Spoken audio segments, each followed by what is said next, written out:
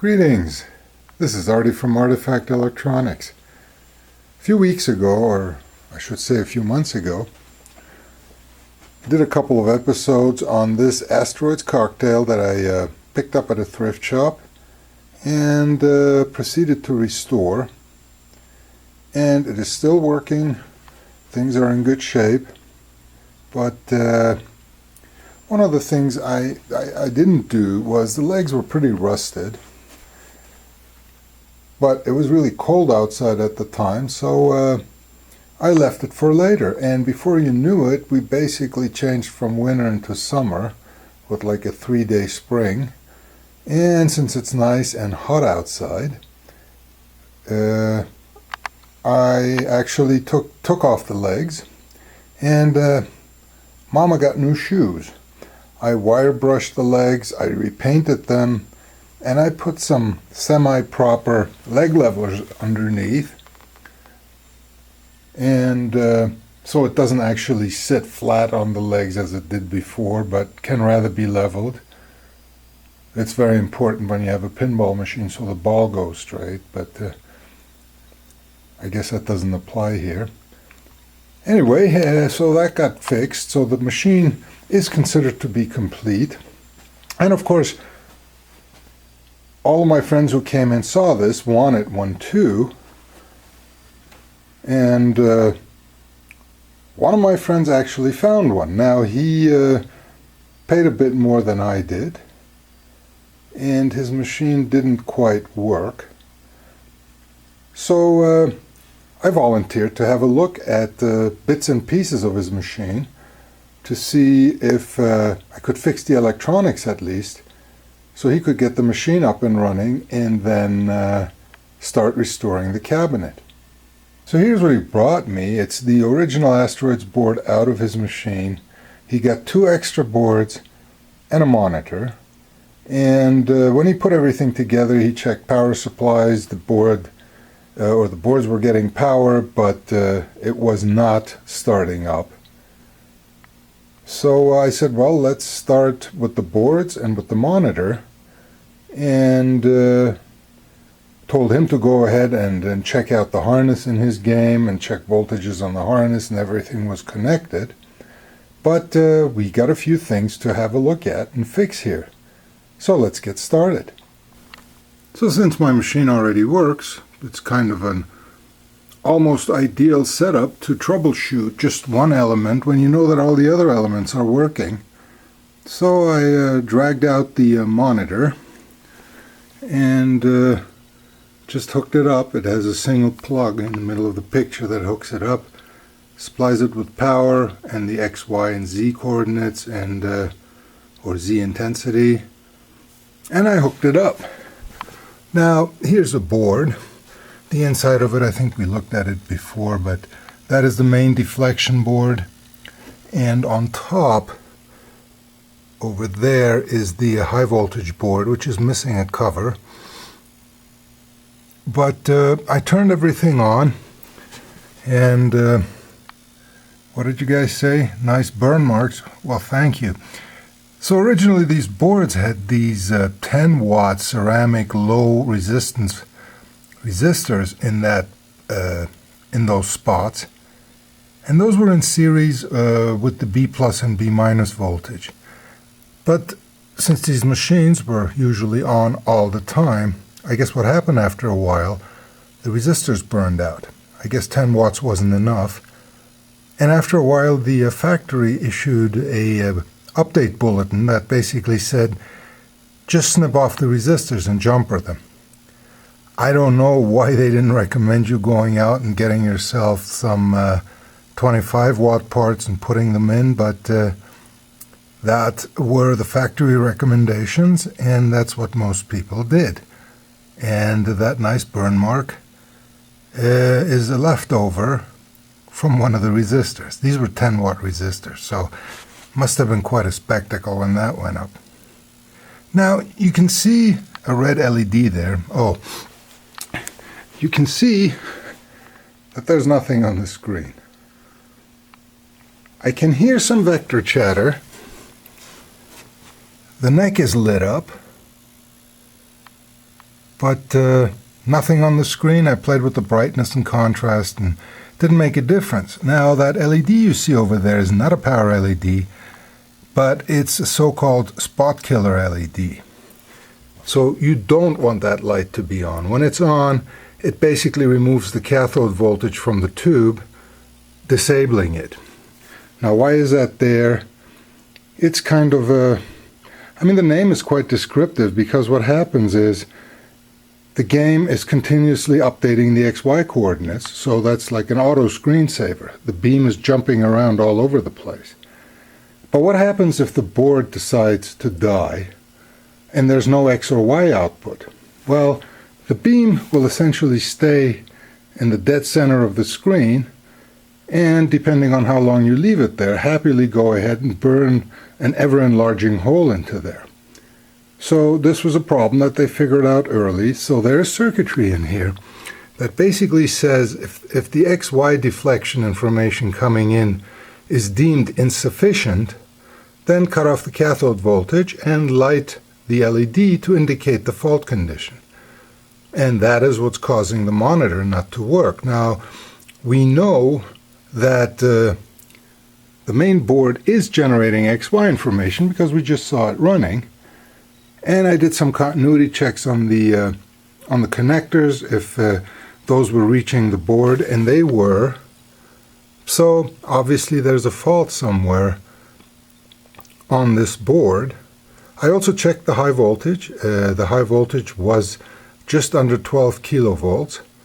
So that is working correctly. I can hear some vector chatter. You probably can't hear it, but there is, so some information is getting into here, but it is not deemed enough for the system to allow the screen to light up. So we need to start and do some measurements on this. All right, a few hours have passed since the last scene, and the reason for that was, or is, that I put the camera on a tripod and just started tracing signals. Unbeknownst to me, the charger cable was not fully plugged into the camera, and it just died. No sounds, no clicks, no warnings, nothing. So I sat there like an idiot explaining what I was troubleshooting while the camera was dead. Anyway, maybe that was a good thing, because whatever I tested, it didn't go very smoothly. The problem, as it turns out, was, well, you decide. Generally, the way this thing looks is, and this is the deflection board. If I can get this to look at it properly.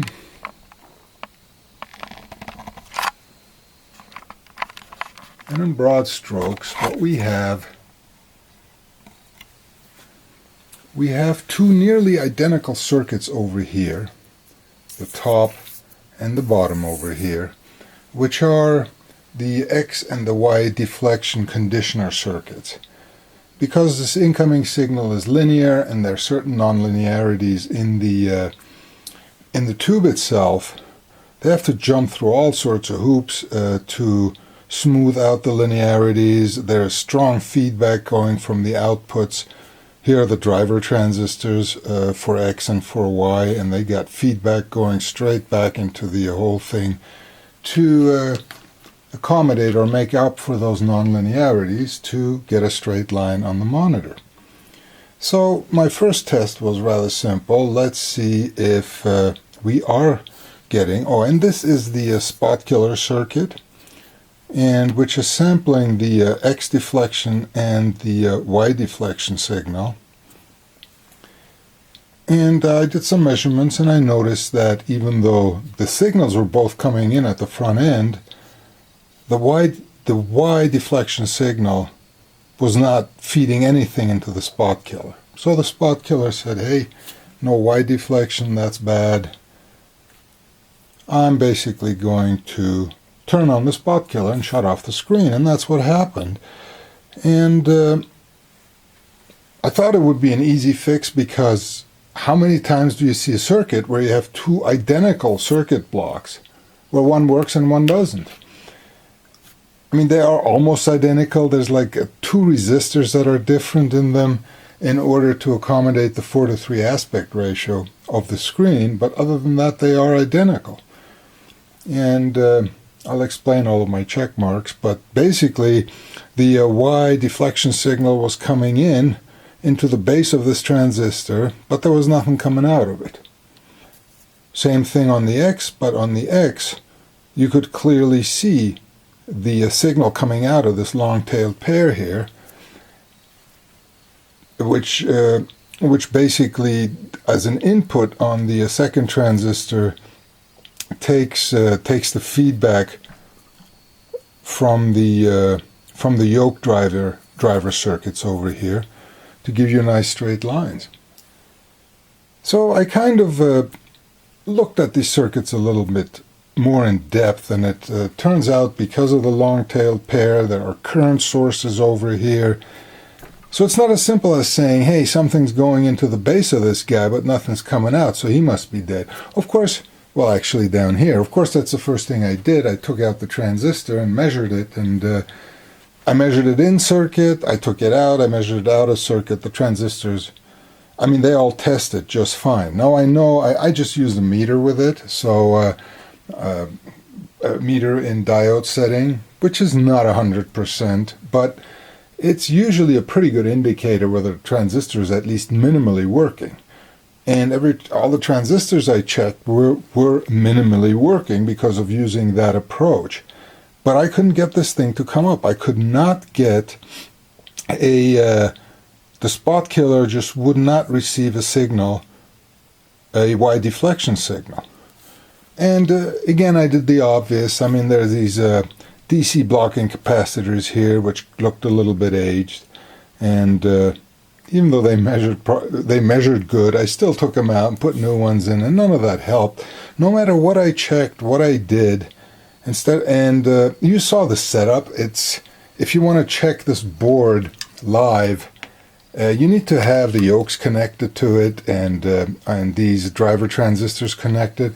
And the plugs for those, the wires are really short, so you can't really take it out of the chassis. It's got to be in the chassis, it's got to be connected to the driver board, and you kind of got to put your hand in there around the tube and act as a discharge path for lots of things. So after getting minorly zapped a few times, I pretty much gave up the logical approach to testing this because I wasn't getting anywhere. So what I did was I used the brute force method and basically said, okay, let's go in and test every component. First in circuit. If anything looks suspicious, and you know a lot of things will look suspicious. You measure diodes in circuit, and the measurement will find another path and show you weird resistances. And so a lot of these, all of the transistors and several of the other components were removed and tested out of circuit. And I just kept testing, and everything I took out just tested fine. Until I got to this resistor over here. And that resistor is used as a current source over here. Which resistor did I just point at? I lost it. Oh, there you go. R611 over here. And I measured it in circuit, and it looked really weird. So I took it out, and things got even weirder. So let me show you.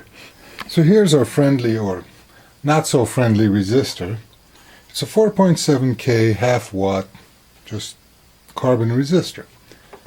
So let me connect the leads here and see what this guy is doing. Remember, 4.7K is the rated value.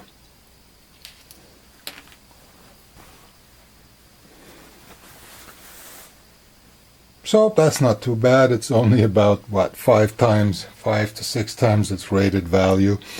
and it's jumping all over the place. So what happens if I touch it?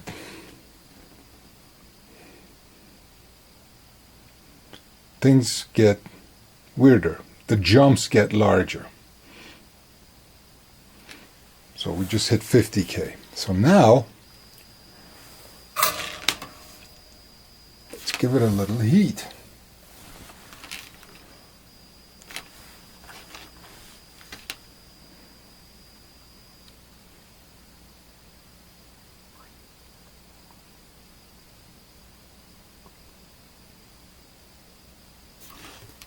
Oh, I just burned something. But you can see how the resistance goes up and then goes down again. When I measured this in circuit, it was showing me 350K.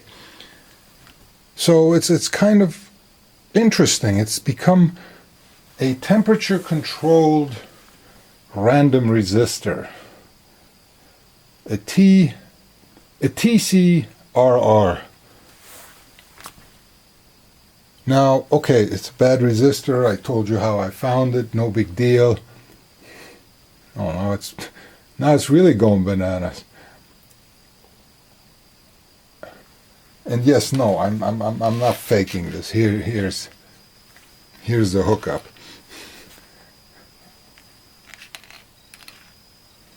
Stay. So this is weird behavior. I haven't seen it. Leave me a comment if you have a nice logical explanation for why it's doing this. Has it decided it wants to become a capacitor, but then it keeps changing its mind?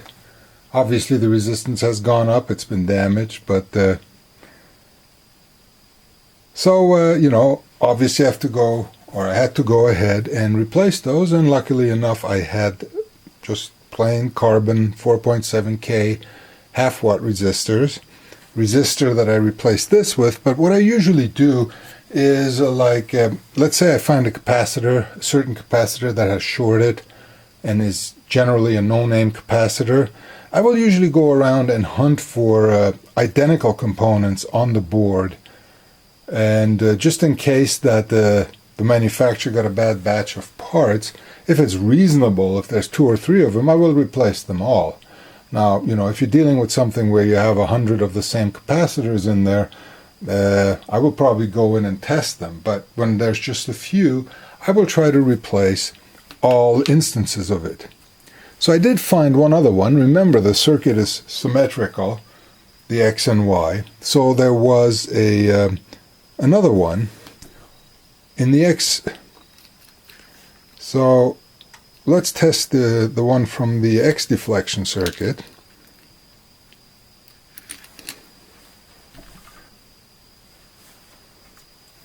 Not in that one. Acts normal. It's not exhibiting any of the weirdness the other one did. Give it some heat.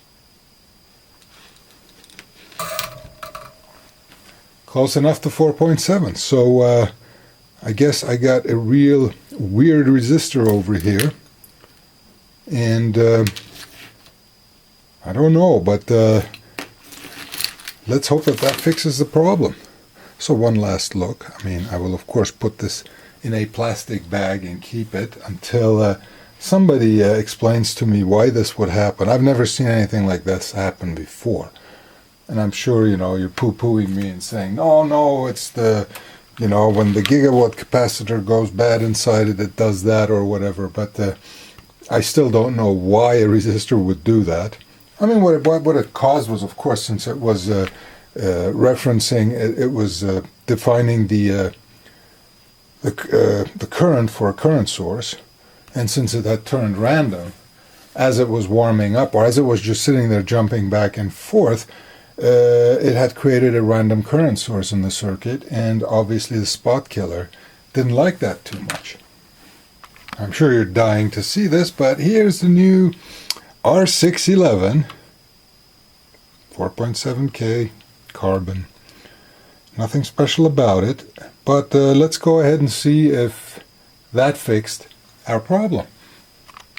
Alright, I brought it back, plugged it in, and so what do you think? You think it'll work? Well, let's turn it on and see what happens.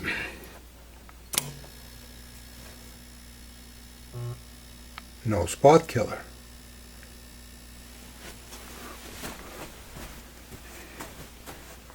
And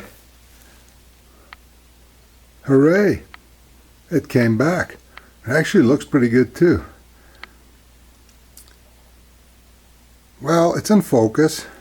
It's got good brightness, but if you look closely, you can see the picture is basically breathing, and things are changing direction, like the text is going in and out, and that's what this needs. It needs a full recap. The caps are pretty old in here, but my friend, the original owner of this, is more than capable of doing that himself, and once he does that, he will have a perfect picture. So as a last test, let's put it into test mode. The diagonal pattern that it puts up.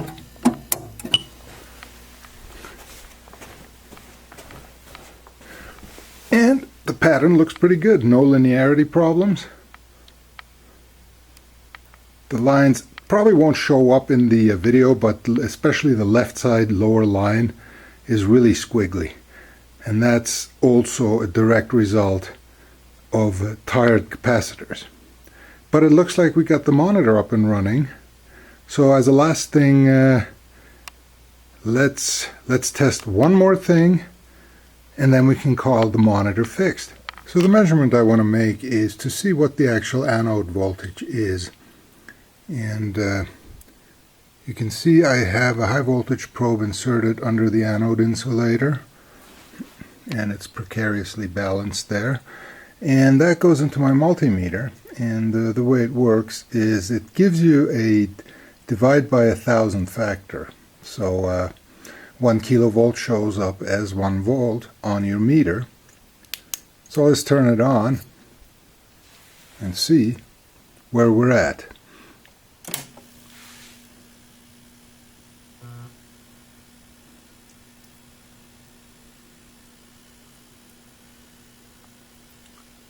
So it's just above 11.5 kilovolts. Nominal high voltage is supposed to be 12 kilovolts. There is an adjustment for it, but it's jumping around a little bit. I mean, a little bit, you know, those are, that last digit, you got to multiply that by 10, and that gives you the true voltage. So it's jumping tens of volts right now. And that is most likely because, as I mentioned, this thing needs to be recapped.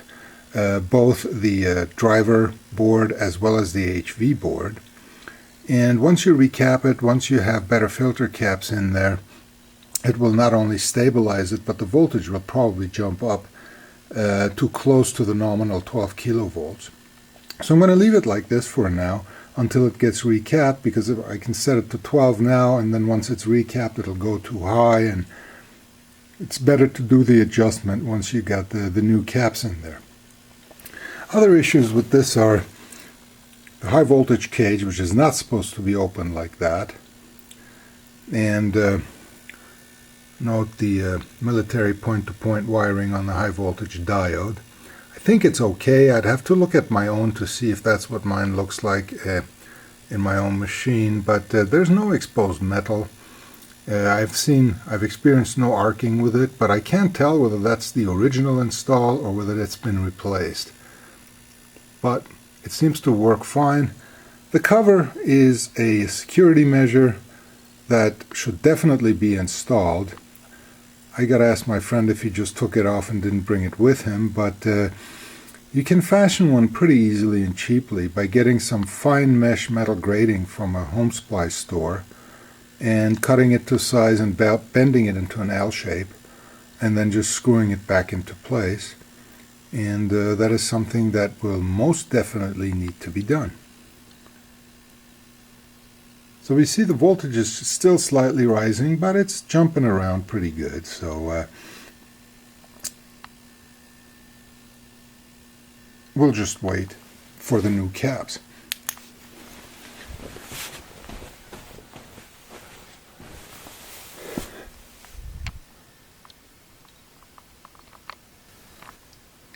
Now isn't this nice? I just love vector displays. I'm almost tempted to put this into the machine and play a game on this. But then again, no, I won't do it. I think I've had enough of this particular display. I'll just stick to my own. Now that the monitor is working, we got the 3 main boards to test. The first one, I just plugged it into the harness, insulated it from what it was underneath, and this is the board that came out of the same machine that the non-working monitor came out of. So let's see what this does. I'm going to switch to the test mode and power things up. No smoke. Nothing dramatic happening.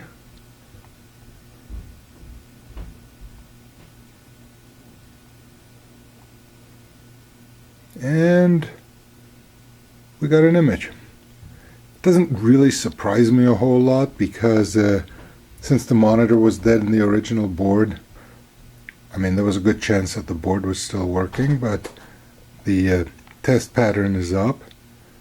And let's switch it into game mode.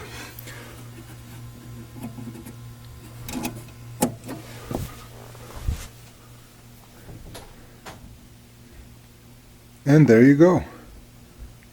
The board seems to be functional. I mean, I'd have to play a game and make sure that everything works just fine, but it sure looks like this game is working, and so that was an easy repair. On to the next board. Actually, I'm going to start a game to make sure that the game sounds work.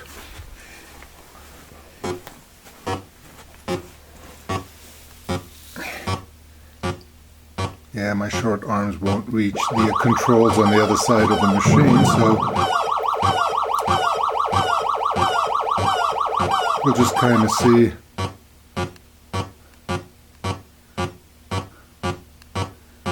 Well, it seems to be working. Let's just wait for a collision.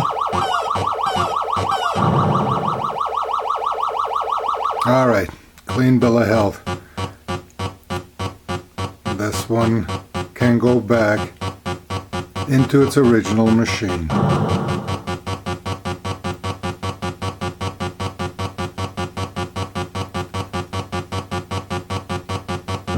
Alright, collisions are good. On to the next board.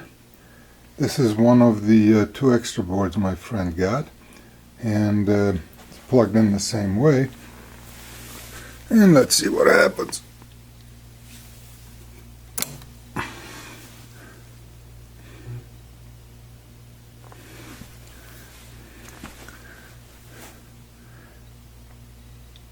We're getting nothing on the screen and the spot killer is on.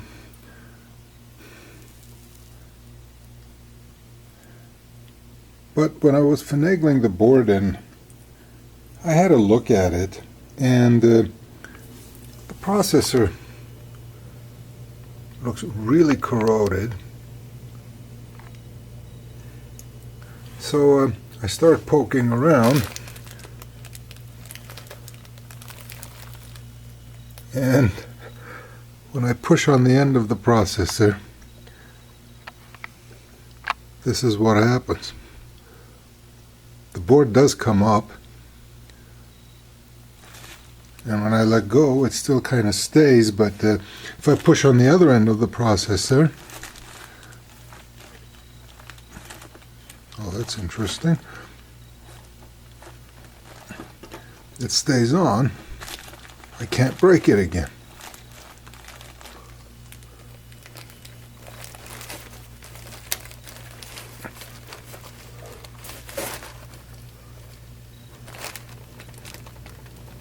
But let me have a look at that socket, and it'll probably require a socket replacement so it doesn't intermittently not turn on. I was going to just replace the socket, but when I took out the chip and I checked the contacts, and I can't even show you a good view of it, you can't see it, but it looked like the contacts, they're gold-plated contacts, and they're all there.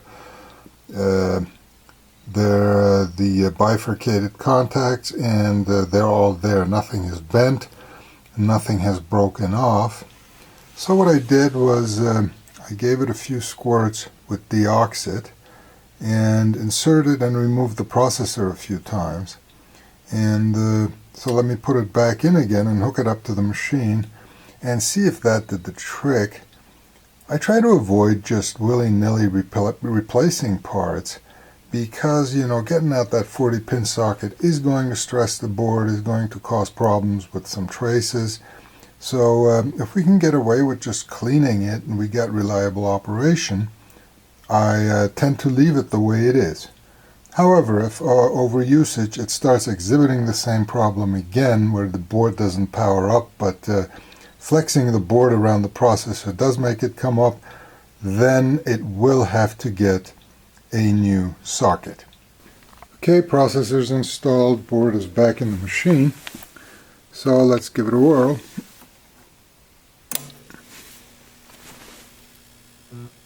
Spot killer is off.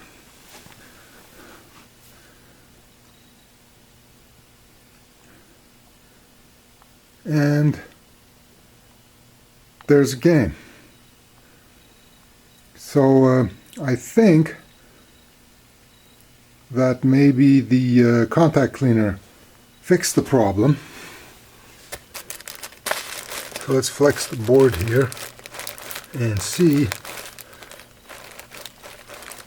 if anything happens.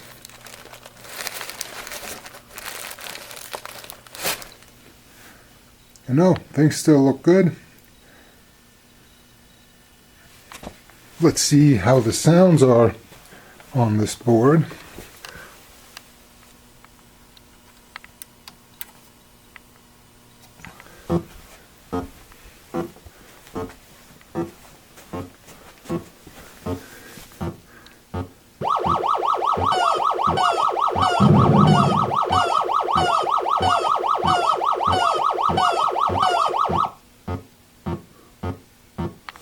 Just going to go and keep flexing the board a little bit.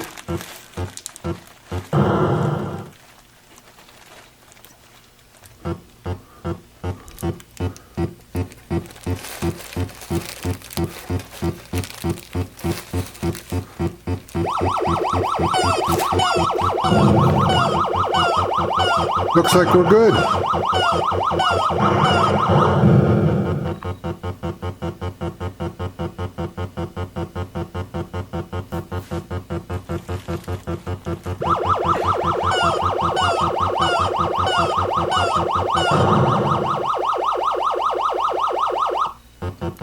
Upward and onward.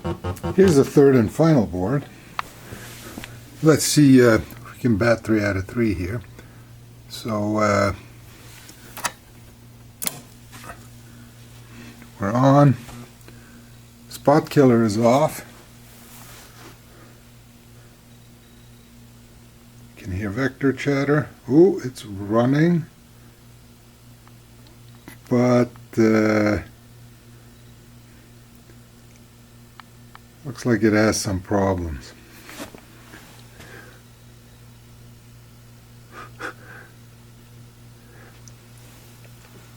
It's having a hard time positioning things. That's what it looks like to me.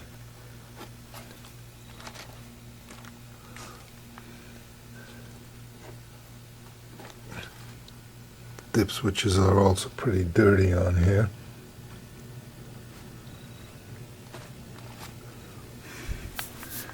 But yeah, we got a display problem over here.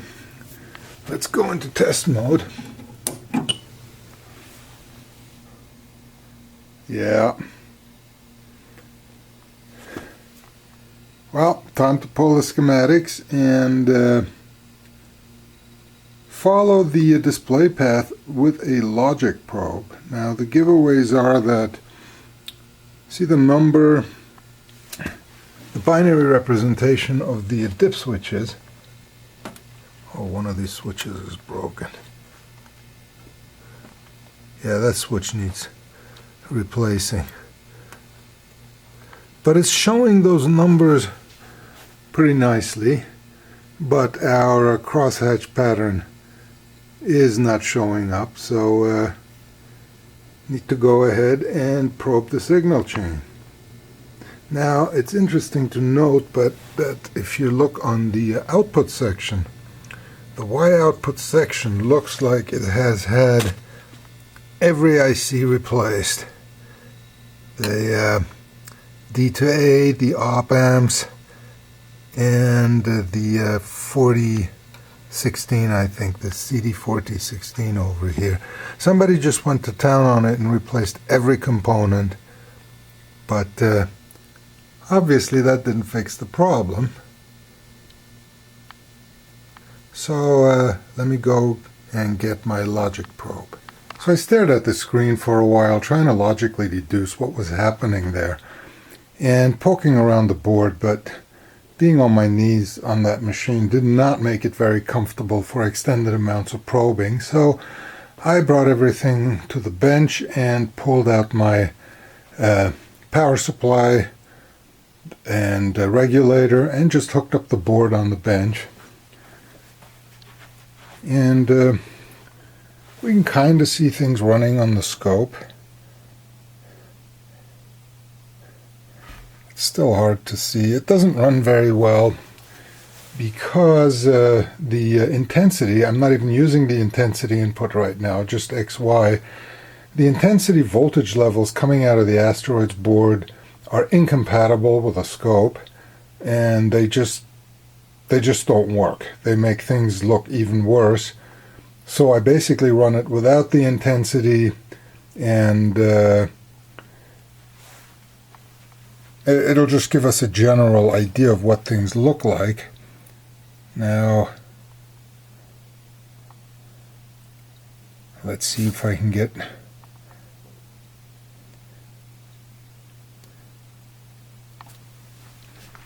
Well, I can't get things to show up properly. It's still kind of...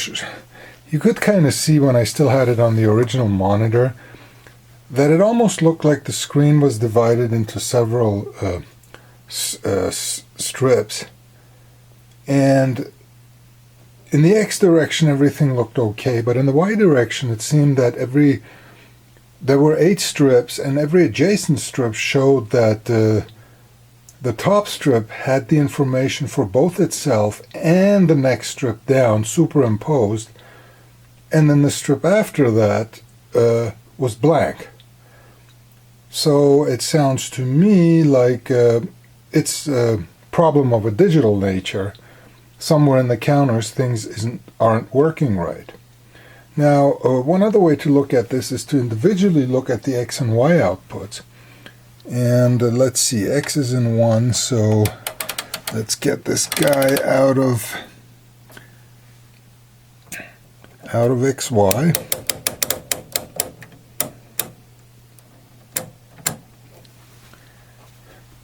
And, so let's look at, this is the X channel. And if you look at it, you will see that we pretty much have a continuous signal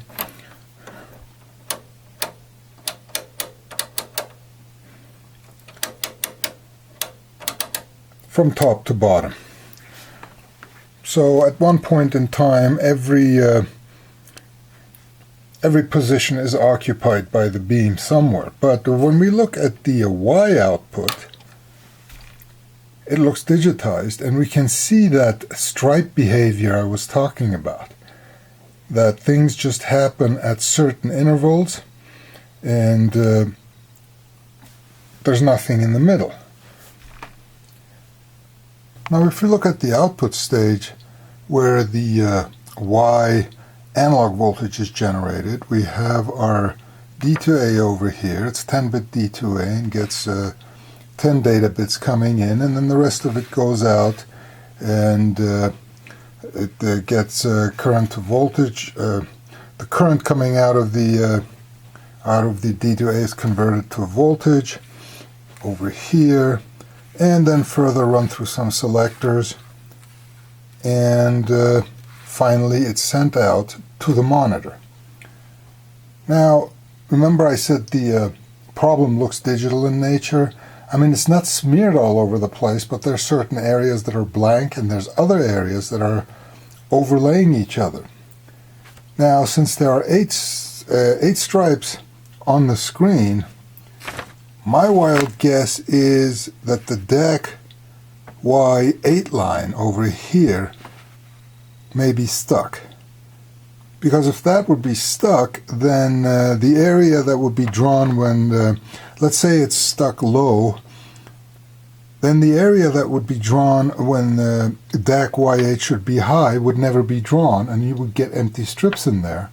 And it would also explain why two images would get drawn on top of each other in the still visible stripe. So after having looked at the schematics for a while, let's see where DAC Y8 is coming from. Here's a part that shows the final X and Y position counters, and the signal in question, DAC Y8, comes out of this counter, which is a 74LS191 synchronous up-down counter, and that is preloadable.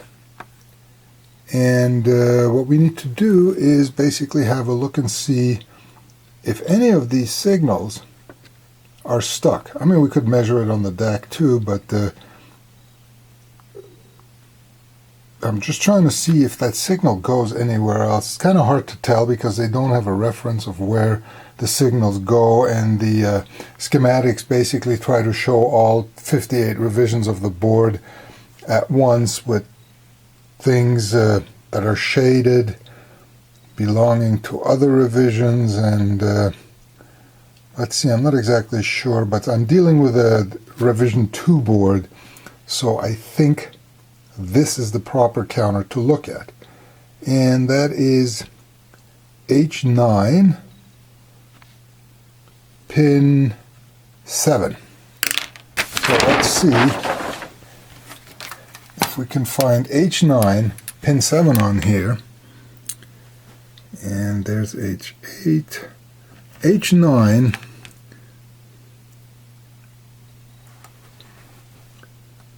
pin 1, 2, 3, 4, 5, 6, 7. And that pin looks like it's stuck high. So I need to check the schematics and see where else that signal goes to, because it doesn't necessarily mean that this chip is at fault, but something else may be pulling it high or low. But this would explain the problem. So what I'm going to do is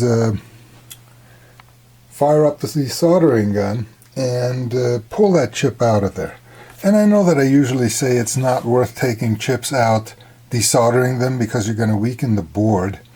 But in order for me to be able to test, to be able to lift pins and see if in fact that pin is stuck high on that particular chip versus it being influenced by something else in the chain, I think I'm going to go ahead and desolder it.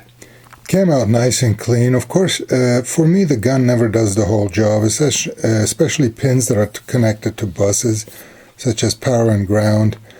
They just have too much heat sinking capability, so I have to use an iron and some thin wick to get the rest of the stuff out, but the chip is in nice shape. And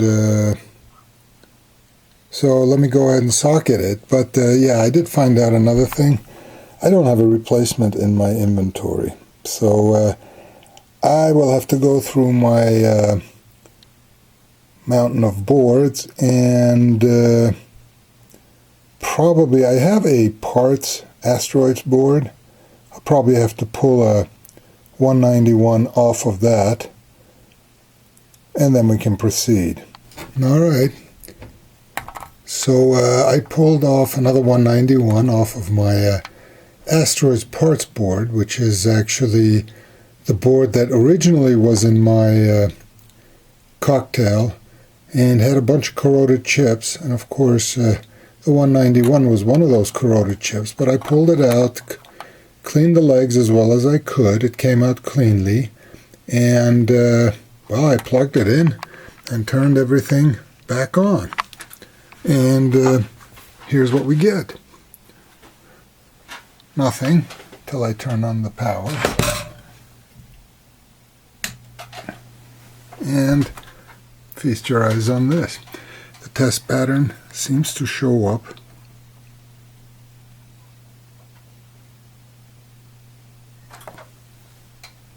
Very nicely. So now let's get it out of test.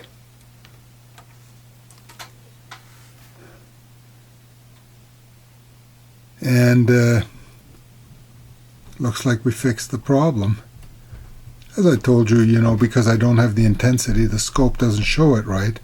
But it sure looks like the counter had a stuck line, and fixing that fixed up the game. So, as a final exercise, let's plug this into the Asteroids machine, and then we'll be done.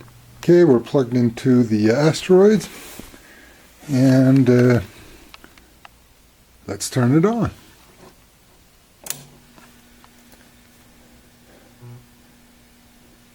Let's see, I think I still have it in test mode on here. And there it is. Nice straight lines.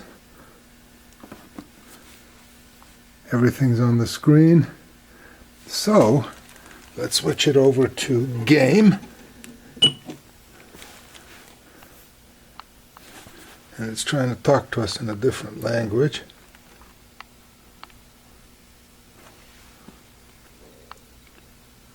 Looks like one of the dipsticks for language selection is not working very well.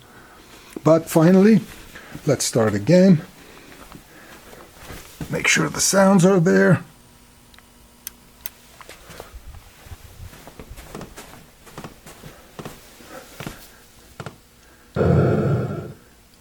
And wouldn't you know it, we have sound problems.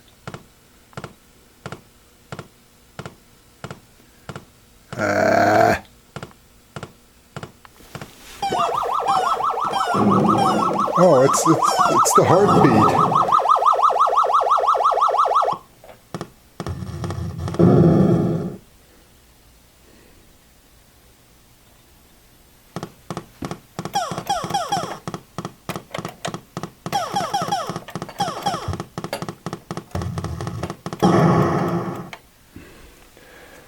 All right, it looks like we don't have a heartbeat on this.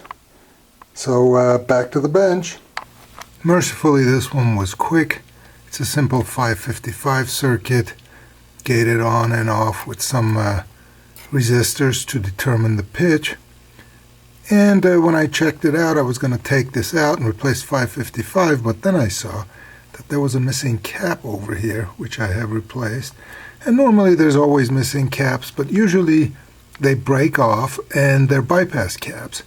5-volt bypass caps, and yeah, if one or two or three of them break off, it doesn't make a difference.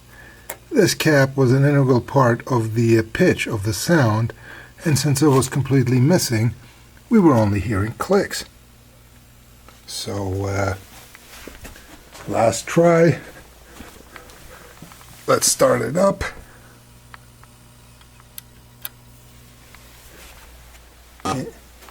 And there you go. The heartbeat is back, and everything is working great now. Board number 3 is fixed.